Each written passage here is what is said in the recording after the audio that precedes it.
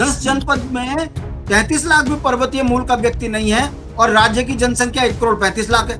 कौन लोग हैं ये? उत्तराखंड क्रांति दल का संकल्प है कि हम गैरसैंण को राजधानी बना के रहेंगे। माननीय काशी सिंह ऐरी जी पर 1 रुपया का कोई आरोप लगा के बताए कि संभल जाओ, संभल जाओ। आंकड़ों में ये बताया जाता है कि भाई पलायन के मामले में हिमाचल से अच्छा उत्तराखंड है। पलायन और जीडीपी के मामले में हिमाचल से ज्यादा है। अपराध के मामले में हिमाचल से ठीक है, मतलब हर आंकड़ों में हिमाचल से ठीक है और राज्यों में ठीक है। तो ऐसे में ये जो तस्वीर आप जो दिखा रहे हैं, जो बता रहे हैं, और कागजों की जो तस्वीर हम बता रहे हैं, इनमें रियलिटी क्या है? देखिए, आपको समझना पड़ेगा, 13 जनपदों का ये राज्य है। 10 पर्वतीय जनपद में सरकारी आंकड़े बताते हैं कि 48 लाख लोग पहाड़ों में रहते हैं और उन 48 लाख में भी 12 से 14 लाख वो हैं जो पहाड़ों में रहते नहीं है, मगर वो बाहर के लोग हैं, उन्होंने जमीनें खरीदी है, उनका नाम रजिस्टर्ड हो रखे हैं। ऐसे में आप बताइए कि पहाड़ में पर्वतीय मूल का व्यक्ति तो 32-33 लाख भी नहीं रहा।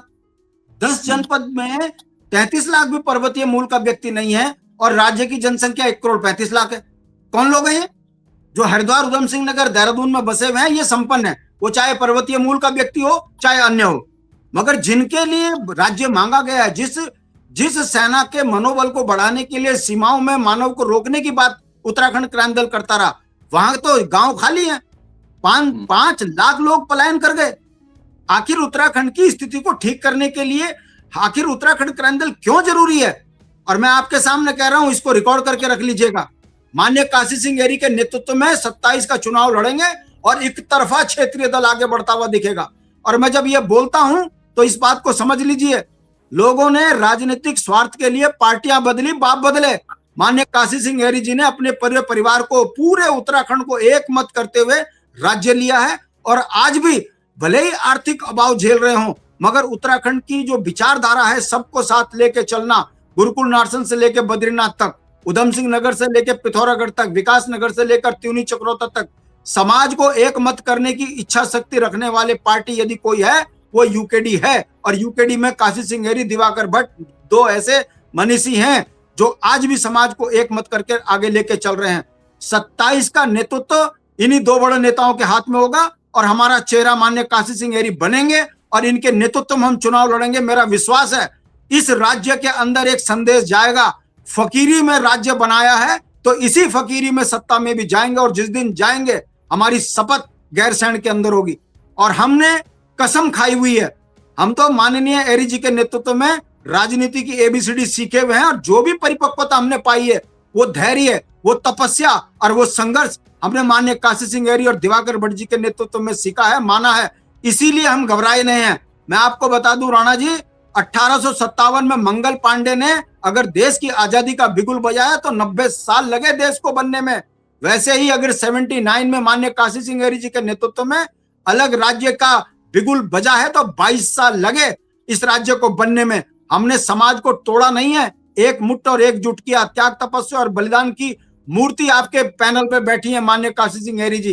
तो हम घबराए नहीं है। हमने बहुत यातनाएं झेली, उत्तराखंड क्रांति दल को बहुत लोगों ने बदनाम किया, नेताओं को किया, हमको किया, मगर उसके बावजूद भी हमने पहाड़ी मुद्दे नहीं छोड़े और उसका परिणाम आप देख लीजिए।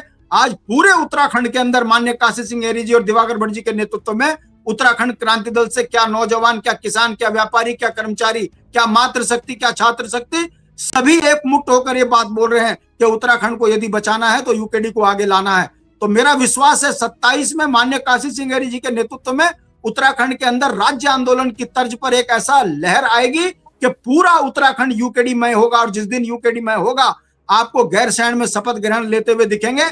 हमारे यहाँ से रेजोल्यूशन पास होगा कि जो जिस विधानसभा से चुनाव जीत के आया वो उस विधानसभा के अंदर अपना रहेगा, यदि बाहर निकलेगा तो उसके ऊपर कई सवाल खड़े होंगे। कहने का मतलब है ये राज्य पहाड़ियों का है, और जब हम पहाड़ी कहते हैं तो गुरुकुल नार्सन का भी पहाड़ी है, तो बद्रीनाथ का भी पहाड़ी है।